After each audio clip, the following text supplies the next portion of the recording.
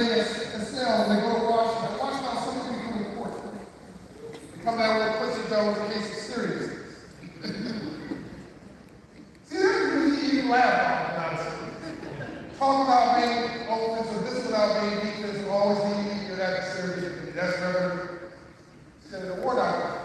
You have been the same guy since I met you. Where does that come from? Is that mom and dad? Yes.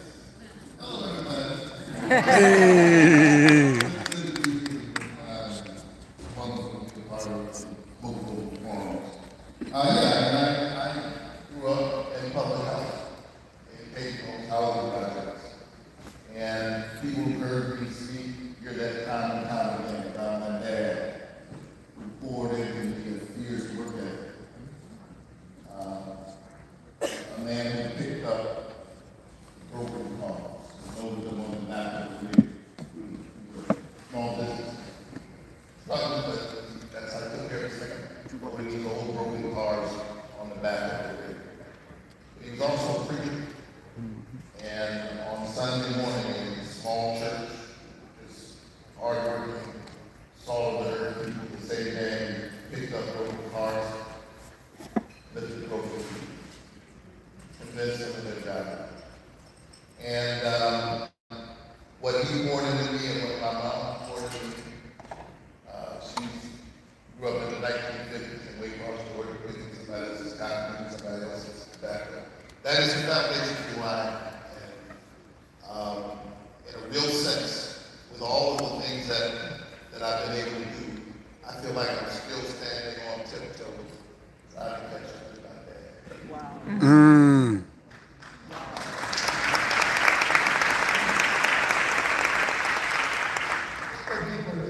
Why, again, it's one thing to say, but with confidence and with your tradition, why do you feel that you're still trying to catch up with your own man? What is, Each of them, they embody what Rabbi Abraham Joshua Heschel called moral excellence, spiritual grandeur, kind of spiritual depth, and I don't mean kind of false and religious pretentiousness, but a real spiritual depth, and just good people who taught me good values. You work hard, you do unto others, you have to do unto you, you love your neighbor, you give back to the community, and those values continue to guide the work that I do. And I feel like with all that has been given to me, to whom much is given, much is required. And so, I talked about this when I eulogized my dad back in 2010. I mentioned in his eulogy that his name did not appear that day in the New York Times. Nobody, it was not going to be a crawl on CNN and Jonathan like that. But here is an ordinary man with an extraordinary epitaph. He loved his family. He loved his wife and took care of his children. He worked hard. He loved his country before his country learned how to love him back. You better say that. My dad was born in 1917. I had an older father. I'm 53. My dad was born in 1917.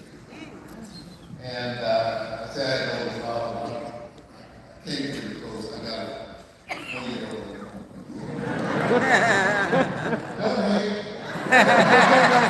He said, don't hate.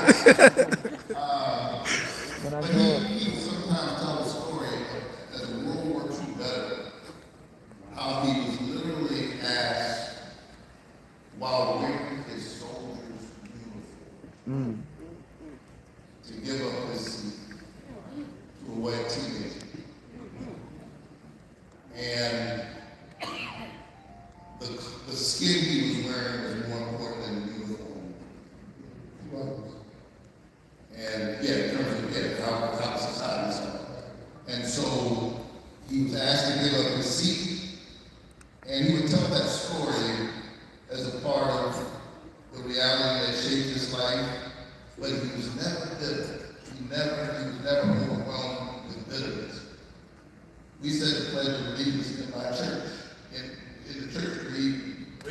Reverend Frederick Beats, Yellow Black Church. And he taught us to love the country. And he saw the arc of change in our country, born in 1917. So he saw enough change to know that the country could be better. Great Depression, World War II, All of that. Civil Rights. Civil rights, he did through all of that. And then he passed that on to us.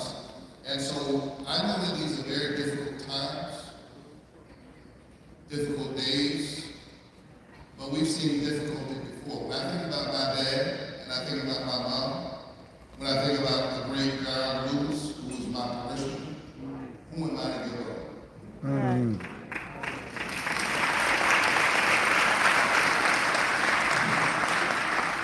I think about,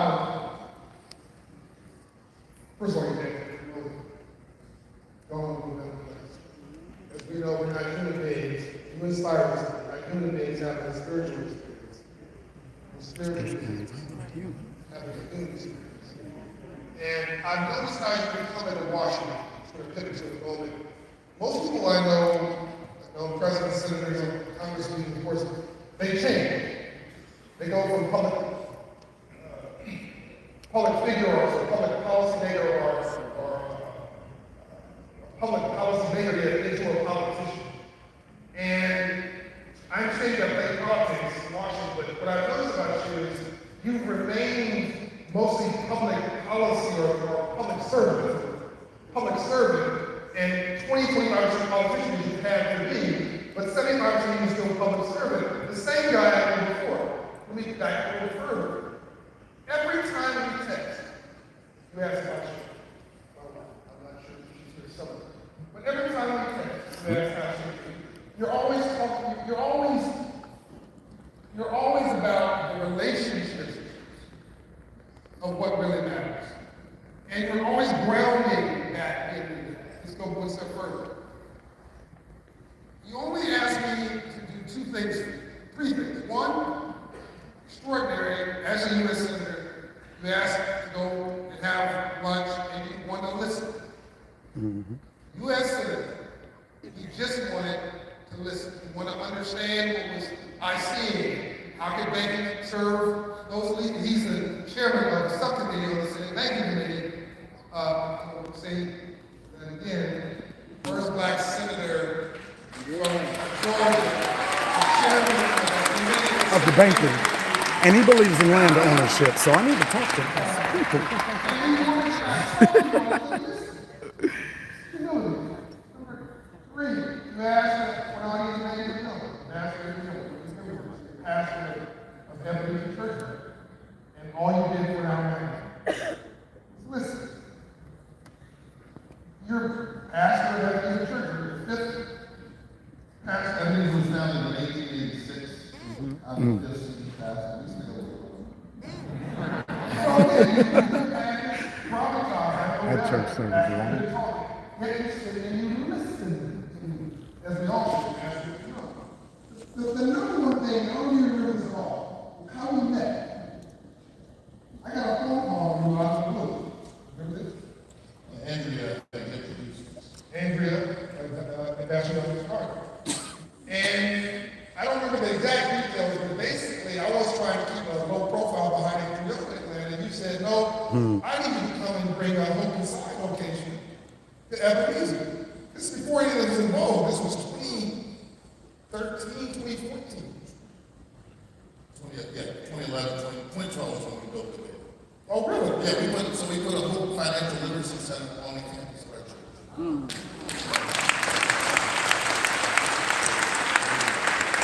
And I said, I don't really think I can do that. I don't have the money. I have to raise it. I don't know where to get it.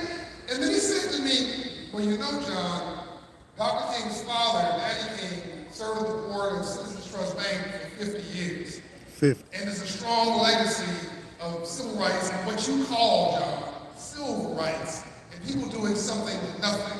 And if they can find a way to do it, I'm sure you can. Right. But if you don't want to do this, anyway, we go to the Hope Inside, that Daddy King's building, which stands today at Ebenezer Church. And we're the first of the Hope Inside, the faith-based Hope Inside we've ever had. and a church in the country. And now we're in several, including Mason Temple in Memphis, yes, the last place Doc Keaton. Yes. So you had a vision. You had a vision yourself of how freedom applies capitalism, economics, access, and opportunity to serve and lead these God's children. This is your own thought process. Where did that come from? And how do you marry that with theology? Well, as I pointed out to you, we met all those years ago. Danny King was on the board of the bank. Danny King said, don't forget about the 11th and the 12th commandments. Number 11, thou shalt send your kids to college. And number 12, thou shalt own some land and go and Talk to him, son. Yes, sir. you know, Danny King was a capitalist. Martin Luther King really was a little bit more critical of capitalism. He wanted capitalism to be more human. And That makes sense. he had a question. He raised the kinds of questions to create what he called he worried about the way in which you could be given over to materialism, we call it trickle criticism, relativism, materialism. So I live inside that tension. And it's the reason I'm on the bank and admit it. Because it's very important that our banking system and our financial institutions work together. Which is why I've introduced legislation to address a whole range of issues, like affordable housing. I've introduced legislation to help first-time homeowners buy houses, give them more equity in their homes earlier. Coming out of the pandemic, we saw a whole range of bad actors engaged in scams. And so as chair of that committee dealing with consumer protection, I've been very focused on protecting consumers from the kinds of scams that we saw coming out of the pandemic, and that we see them all the time. And while at the same time, in strengthening and understanding the importance of our banking system, get a whole everybody account. And so we saw some in that space with these various kinds of fees that have to do with overdrafts and that kind of thing. Which literally means how some of the banks Stayed afloat. Right. was through Ouch. overdraft fees. And so we know those accounts, we pushing them hard, and a lot of them had to need some regulation, or some of them need regulation on their own. But I think it's pushing them. Thank you. Overdraft fees. So, what can we do For the same thing. to make, through your service to the bank committee, make free enterprise and angel services work for all of God's children? Now, there's a low-hanging fruit. By the way, I know you're working across the aisle, even in your campaign. I am probably the 18th most bipartisan senator in the Senate. There's only 100 of them. Which is a little bit of an achievement because in terms of seniority, until we get back in January, new Congress, but in terms of seniority, I was 100, I'm number 100. Yeah. You're 100. You don't get any more. I'm junior to young John Ossoff, and he's only 19 years old. Right. He's the senior senator, I'm the junior senator. Correct. We came in the same time. That's because this last runoff. old man becomes really dumb.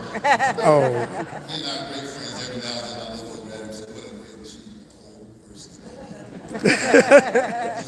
We work together very closely. But I am the 18th most bipartisan senator in the Senate.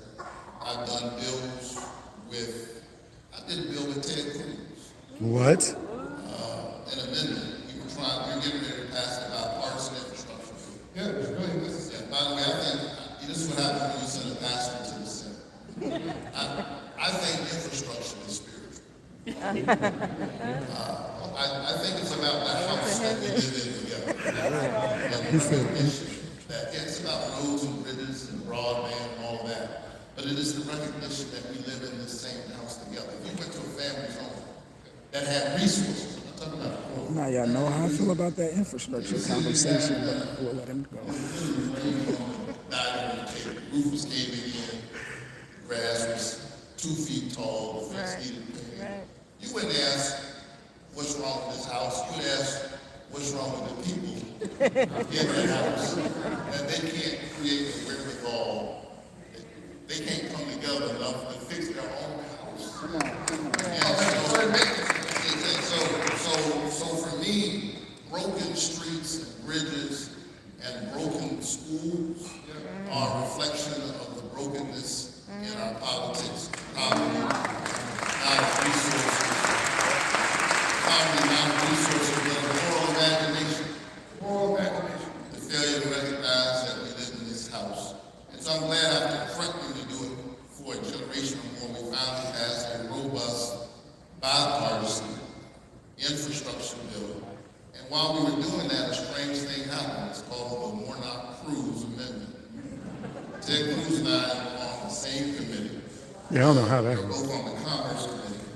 Most of the time, honestly, no shade to my Republican friends out there. Most of the time, Ted's talking, I'm wondering, really? I'm thinking, we got dressed to come here to say that? But as it turns out, I've seen some of my Republican friends out here.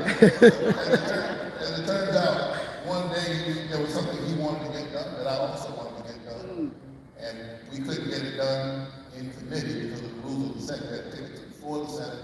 The night we passed a bipartisan infrastructure bill, Senator Cruz stood up and made his argument about why he thought we should do this thing. And then it came my turn. I stood up and made my argument. And then I closed with words I've never imagined hearing myself say. I said, Mr. President, in closing, I'd like to associate myself with the words of the senator from Texas, Ted Cruz.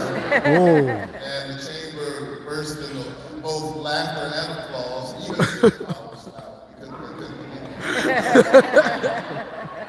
And they passed it overwhelmingly. Right. I think. I said, what? Not Texas. Jesus Christ, is that Texas and Florida? But they said if he's for it and he's for it, they passed it. And someone might wonder, Twitter was ablaze that night, like, what's going on here? What could Raphael Warnock and Ted Cruz be working on together? Nothing. Well, there's a road in Texas Right, so Texas. that right now is 25 miles long. He wants to build it out. I say it's a road, it's actually I-14. Right, Interstate right. 14. He wants to build it out. He wanted to simply name it a priority corridor to get us closer to getting the resources to get it built out. Well, the same road that runs through Texas runs through Georgia. Yeah. It runs through blue communities and red communities. It runs through what Parliament, I'm showing my age, talked about chocolate cities and the double suburbs. All kinds of, if you get the road built out, nobody asks, are you a Republican or a Democrat? Right. Some people will be going to the church, some will be going to the temple, others will be going to the mosque, some will be going to the bar. We're going to keep it all the way 100.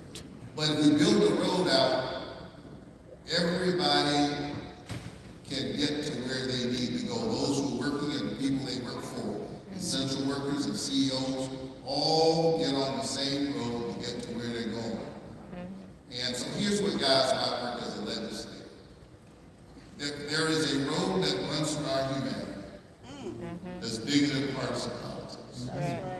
That's bigger, certainly bigger than the racial divide, bigger than geographical differences. Our job is to make haste to that road that connects our humanity.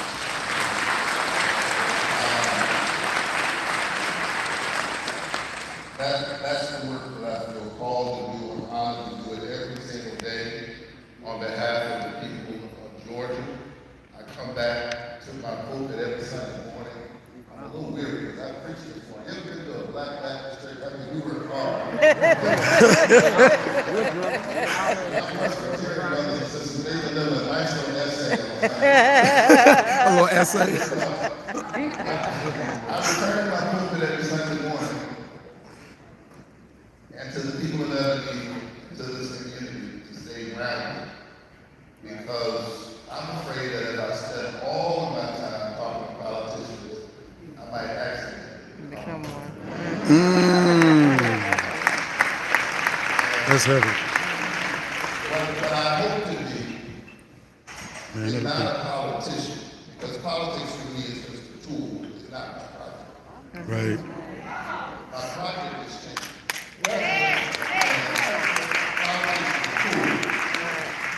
And what, at some point, someday, I'm gonna put that tool there. It didn't happen last Tuesday, much for some people. But it wasn't last too. Talk that boy. You better flex. We were already put it down last Tuesday. At some point, I'll put this tool down. But He flexed on, buddy. is knowing what's the project. And my project